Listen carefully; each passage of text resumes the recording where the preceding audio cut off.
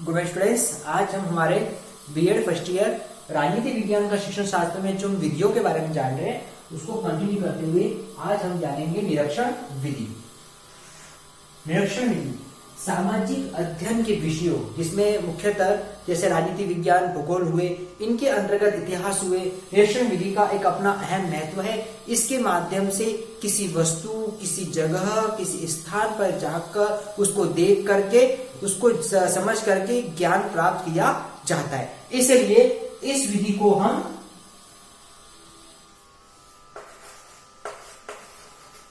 देखकर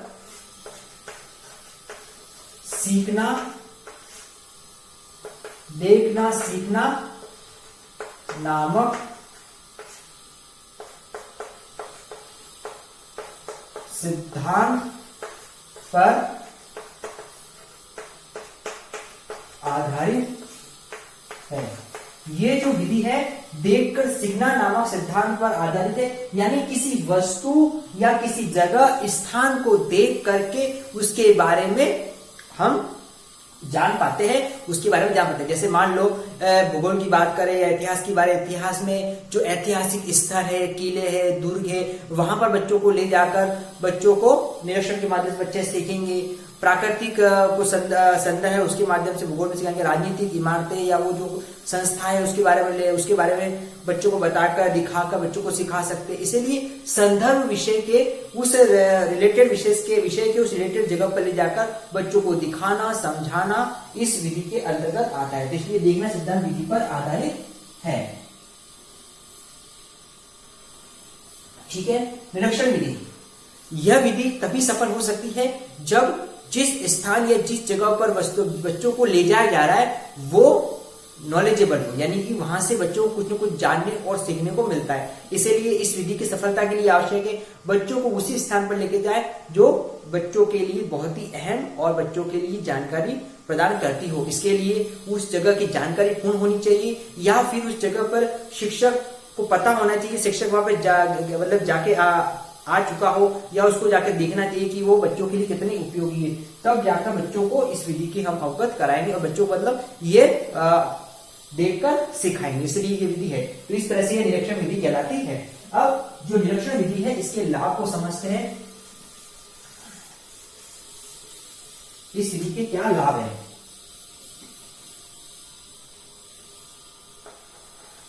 लाभ पहला है, इस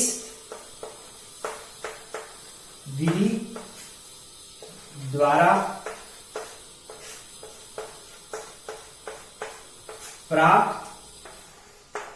ज्ञान स्थायी होता है। ये एक ऐसी विधि है जिसके माध्यम से जो बच्चों को नॉलेज दिया जाता है वो स्थायी ज्ञान होता है कि बच्चे जो देख करके सीख रहे हैं, तो जहां पर जो चीज हम देखते हैं उसको फिर सीखते हैं तो वो ज्ञान स्थायी हो जाता है और वो जल्दी से सीख भी जाते हैं। इसलिए विधि के द्वारा प्राप्त ज्ञान स्थायी होता है।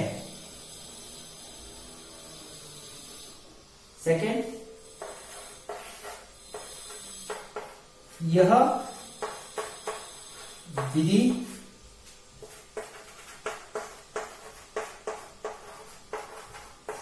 क्रियात्मकता के सिद्धांत का पालन करती है। इस विधि के संदर्भ में यह बात की गई है कि यह विधि जो है क्रियात्मकता का सिद्धांत है। ठीक है। किसी न किसी से क्रिया होती है, बच्चे एक्टिव रह रहे हैं, बच्चे में एक्टिवनेस आती है, बच्चे क्रियाशील रहते हैं, वस्तु या स्थान पर को देखते हैं, उसको जानते हैं, समझते हैं। इस तरह से ये विधि क्रियात्मकता के सिद्धांत का पालन करती है। तीसरा नेक्स्ट आ जाता है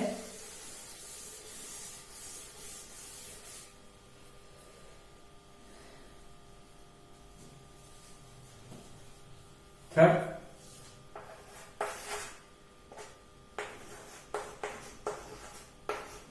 इसमें बालक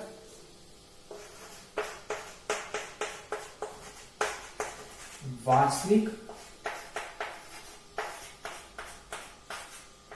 स्थिति से ज्ञान प्राप्त करता है। बालक वास्तविक स्थिति से, क्योंकि जो बच्चों को दिखाई जा रही है, जो बताई जा रहा है, जैसे ऐतिहासिक स्थल वास्तविक है तो वास्तविक स्थल से ज्ञान प्राप्त कर रहा है, तो बच्चे इसमें वास्तविक स्थिति से ज्ञान प्राप्त करते हैं, यानी जो है वो है और उसी से बच्चे ज्ञान प्राप्त करते हैं। अगला है इस विधि में बालक के अंदर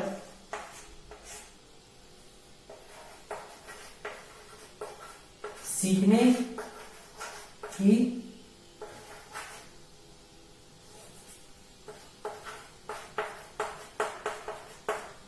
जिज्ञासा बनी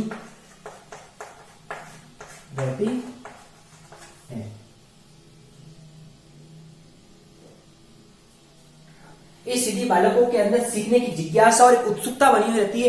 बच्चे पूरी तरह से तैयार होते हैं और इंटरेस्ट और अंदर से उनकी जिज्ञासा रहती है, और जब जिज्ञासा इंटरेस्ट दोनों लागू रहेगा तो बच्चे जल्दी से सीखेंगे। इसलिए इस विधि में बालक के अंदर सीखने की जिज्ञासा रहती है। और अंतिम है इसमें बालक में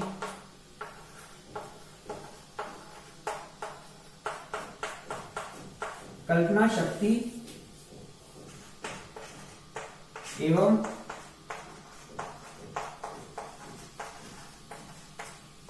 तुलनात्मकता का विकास होता है। बच्चों के अंदर कल्पनात्मक या कल्पना शक्ति या तुलनात्मक शक्ति का विकास होता है। बच्चों में चिंतनशील कल्पना शक्ति और बच्चे किसी चीज को तुलना करना सीख देते हैं। इस तरीके से हमने जो निरीक्षण विधि के लाभ है उसको हमने समझा। अब हम इसके लाभ को समझने के बाद इसके कुछ दोष समझ लेते हैं कि इस विधि के लाभ होते हुए भी ये विधि किस तरह से कमियां उजागर करती है।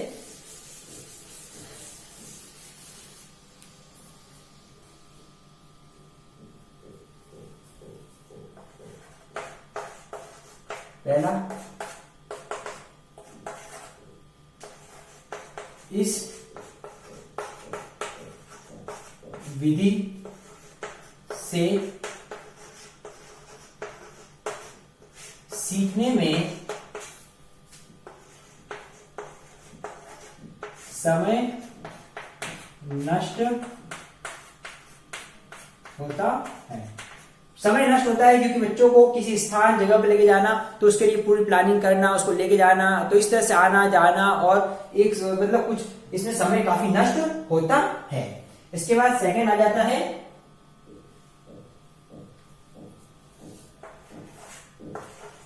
इसमें व्यय अधिक होता है। बच्चों को कक्षा से बाहर किसी स्थान पर लेके जाना, तो इस पैसे की आवश्यकता होती है, तो इसमें व्यय अधिक होता है।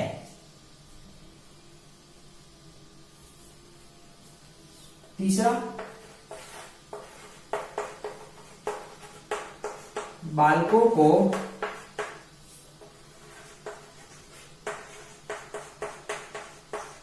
अनुशासित रखने में कठिनाई आती है। बच्चों को डिसिप्लिन अनुशासन में रखना, कि बच्चों को बाहर लेके जाते हैं, उनको अनुशासन में रखना, उनको सब तरह संभालना, तो इसमें काफी कुछ कठिनाइयों का सामना करना पड़ता है। और चौथा है अभिभावक का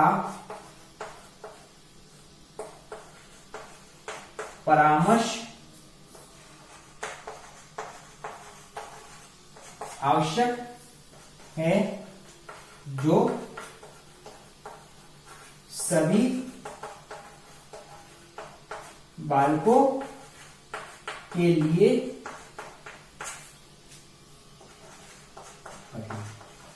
क्योंकि इस विधि में अभिभावकों की परमिशन लेनी जरूरी है, क्योंकि बच्चों को लेके जाते हैं तो पेरेंट्स की परमिशन बहुत जरूरी होती है, तभी बच्चों को लेके जा सकते हैं। लेकिन सही बच्चों को परमिशन नहीं मिल पाती, इसलिए सही बच्चों के लिए थोड़ा कठिन रहता है। इस तरह से हमने आज क्लास में जो निरीक्षण विधि है इसके लाभ और दोषों को जाना।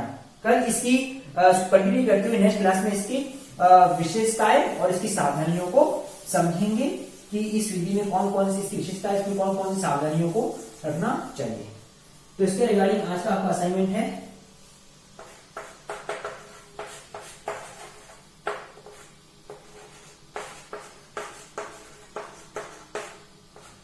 निरीक्षण विधि के गुण एवं दोषों को स्पष्ट